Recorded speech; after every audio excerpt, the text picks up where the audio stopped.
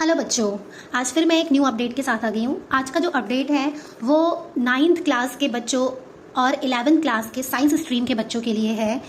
तो मैं आपको बता दूं कि आज का जो वीडियो है वो इससे रिलेटेड है कि जिन भी बच्चों को नीट एग्ज़ाम की प्रिपरेशन करनी है या फिर जेई मेंस एडवांस एग्ज़ाम की प्रिपरेशन करनी है, उन बच्चों के लिए गवर्नमेंट ने एक बहुत अच्छी स्कीम निकाल रखी है। दिल्ली के गवर्नमेंट स्कूल में जो भी बच्चे 9th क्लास में पढ़ते हैं या फिर 11th class with science stream है, उन बच्चों के लिए बहुत ही अच्छी इन्फॉर्मेशन है ये आज की।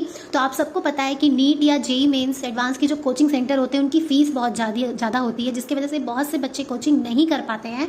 तो दिल्ली गवर्नमेंट ने बहुत अच्छी स्कीम निकाल रखी है कि वो एक एग्ज़ाम लेगा, कॉमन एंट्रेंस टेस्ट CET। उस एग्ज़ाम को जो भी बच्चा पास करेगा उस बच्चे को फ्री में कोचिंग मिलेगी, नीट की और जेई मेंस की भी। ठीक है, जो भी आप लेना चाहते हो तो एक बहुत अच्छा ऑप्शन आ गया आप लोगों के लिए। तो बच्चों, आपको क्या करना है इसमें, इस जो फॉर्म का जो नेम है, आपके स्कूल में सर्कुलर भी आया होगा 22 अगस्त को, chief minister super talented children coaching scheme. ठीक है, इसके जो एग्ज़ाम होंगे, एग्ज़ाम आपका होगा 22 सितंबर को, 22 सितंबर 2024 संडे डे है, उस दिन ये एग्ज़ाम होगा। ठीक है, और इसमें सिर्फ 9th क्लास का बच्चा फॉर्म फिल कर सकता है और 11th में जिन्होंने साइंस ली है वो इस फॉर्म को फिल कर सकते हैं। और वही बच्चे फॉर्म फिल करें 9th क्लास के जिन बच्चों को मेडिकल या इंजीनियरिंग लाइन में जाना है। ठीक है, तो इसमें क्या है, देखो सबसे पहले ये जान लो, जैसे कि दिल्ली के जितने भी सरकारी स्कूल के बच्चे, कोई भी बच्चा इस फॉर्म को फिल कर सकता है 9th और 11th का। तो सिलेक्शन सिर्फ होगा इसमें जो है 9th में जो है 50 बच्चे सेलेक्ट किए जाएंगे नीट कोचिंग के लिए। ठीक है, नीट के कोचिंग के लिए 9th से 50 बच्चे और जेई मेंस के कोचिंग के लिए 100 बच्चे सेलेक्ट किए जाएंगे। ये 9th क्लास का है। उसके बाद 11th क्लास में भी सेम है, नीट के कोचिंग के लिए 50 बच्चे सेलेक्ट किए जाएंगे और जेई मेंस के कोचिंग के लिए 100 बच्चे सेलेक्ट किए जाएंगे। ठीक है, तो कंपटीशन इतना आसान नहीं रहेगा। तो जो भी बच्चा है उसको मन लगा के पढ़ के ही इस एग्ज़ाम को देना होगा, तो ही आप इसको पास कर पाओगे, क्योंकि पता है दिल्ली के सरकारी स्कूल के सभी बच्चों के साथ आपका कंपटीशन इस एग्ज़ाम में है। ठीक, और मैंने आपको बता ही दिया कि एग्ज़ाम की डेट क्या है, 22 सितंबर है। ठीक, 9th और 11th क्लास का बच्चा इसको फिल कर सकता है। अब नेक्स्ट देखो, बात कर लेते हैं आगे हम कि एग्ज़ाम में आएगा क्या क्या, पैटर्न क्या है एग्ज़ाम का। ठीक है, तो देखो सबसे पहले क्लास 9th के लिए बात कर लेते हैं। देखो आपका 3 सब्जेक्ट का एग्ज़ाम इसमें होगा। अगर जो बच्चा देखो 3 सब्जेक्ट कौन सा होगा, फिजिक्स केमिस्ट्री तो कंपलसरी है, चाहे वो नीट का प्रिपरेशन के लिए कर रहा है या फिर जेई मेंस के। ठीक, अब 3rd सब्जेक्ट जो है, अगर बच्चा मैथ इंजीनियरिंग के लिए कर रहा है तो उसको मैथ्स फिल करना होगा, अगर वो मेडिकल के लिए कर रहा है तो उसको बायोलॉजी फिल करना होगा। ठीक है, तो physics chemistry and maths and biology में से कोई एक, ये 3 सब्जेक्ट आपके एग्जाम में आएंगे। टोटल जो मार्क्स होगा वो 300 मार्क्स का पेपर आएगा। पेपर टाइप क्या होगा आपका, ऑब्जेक्टिव होगा। ठीक है, नंबर ऑफ क्वेश्चन क्या होंगे, तीनों ही सब्जेक्ट के आपके 25-25 नंबर के क्वेश्चंस आएंगे। ठीक है, मतलब 25-25 क्वेश्चंस आएंगे और जो 1 क्वेश्चन आपका आंसर अगर सही होगा तो उस पर आपको 4 नंबर मिलेंगे। ठीक है, अगर आप एक क्वेश्चन सही करते हो तो आपको 4 नंबर मिलेंगे और अगर आप एक क्वेश्चन गलत करते हो, गलत आंसर देते हो तो आपके -1 हो जाएंगे। इसमें नेगेटिव मार्किंग भी आपकी है। ठीक है, और जो क्वेश्चन आप अटेम्प्ट नहीं करोगे उस पर 0 मार्क्स जाएगा।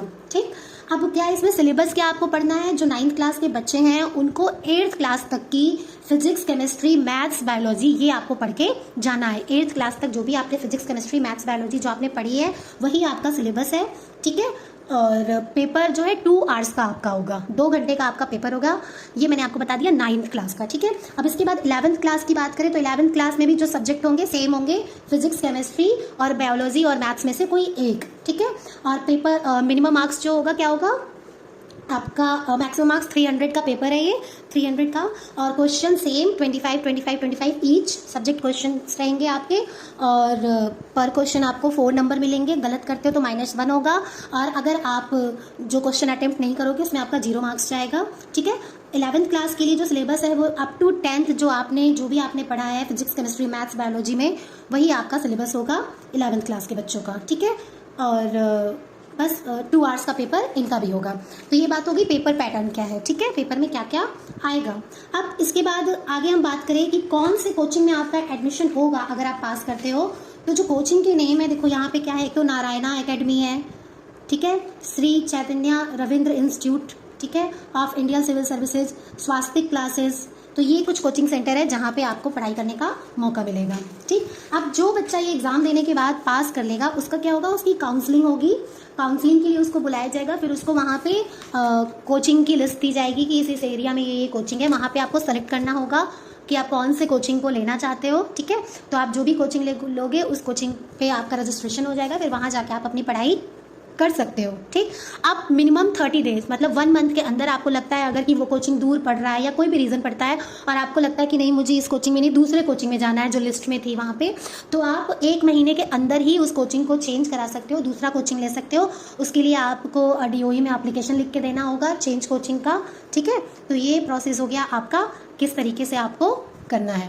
अब how to apply for CET exam, किस तरीके से आपको कॉमन एंट्रेंस टेस्ट के लिए अप्लाई करना है। तो देखो इसमें मेन क्या है, सबसे पहले मैंने ये तो बता दिया कौन कौन सी क्लास के लिए है, तो अब आगे आपको ये करना है, सबसे पहले अपने आप को जज करो, क्या मैं मेडिकल लाइन में जाना चाहती हूँ, मेरा इंटरेस्ट है भी या नहीं है, क्या मैं इंजीनियरिंग लाइन में जाना चाहती हूँ, ठीक है। तो इन सारी चीज़ों को सोचते हुए फिर डिसाइड करो। फिर आपको अपनी क्लास टीचर को बताना होगा, जो भी आपकी क्लास टीचर हैं उनको बताएंगे, क्योंकि जो रजिस्ट्रेशन होगा आपका वो स्कूल लेवल पे ही होगा, ठीक है। आपको खुद से नहीं करना है रजिस्ट्रेशन, आपका स्कूल लेवल पे ही होगा। तो आप अपने क्लास टीचर को बता देंगे और 9 सितंबर तक ही आपको रजिस्ट्रेशन कर लेना है, मतलब अपनी क्लास टीचर को आपको पहले ही बता देना है, 9 सितंबर से पहले ही, क्योंकि 9 सितंबर लास्ट डेट है रजिस्ट्रेशन की, ठीक है। तो यहाँ पे जो आगे का प्रोसेस है वो स्कूल क्लास टीचर ही करेगी आगे की चीज़ें, ठीक है, क्योंकि ये एड्यूडेल के वेबसाइट पे होगा, ठीक। तो आपको बस यही करना है, जिन भी बच्चे को इंटरेस्ट है इस चीज़ में वो बच्चा अपने क्लास टीचर को बता देगा, ठीक है।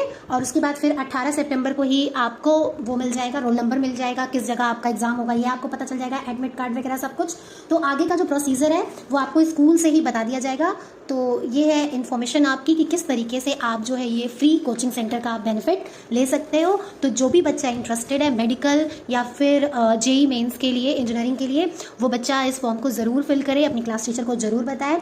सो आई होप सो बच्चों आप लोगों को इन्फॉर्मेशन समझ में आई होगी कि किस तरीके से क्या करना है, क्या क्या पेपर में आएगा, ठीक है। तो ऐसी और अपडेटेड वीडियोज़ के लिए आप प्लीज़ मेरे चैनल को लाइक, शेयर और सब्सक्राइब ज़रूर करिए। Thank you so much.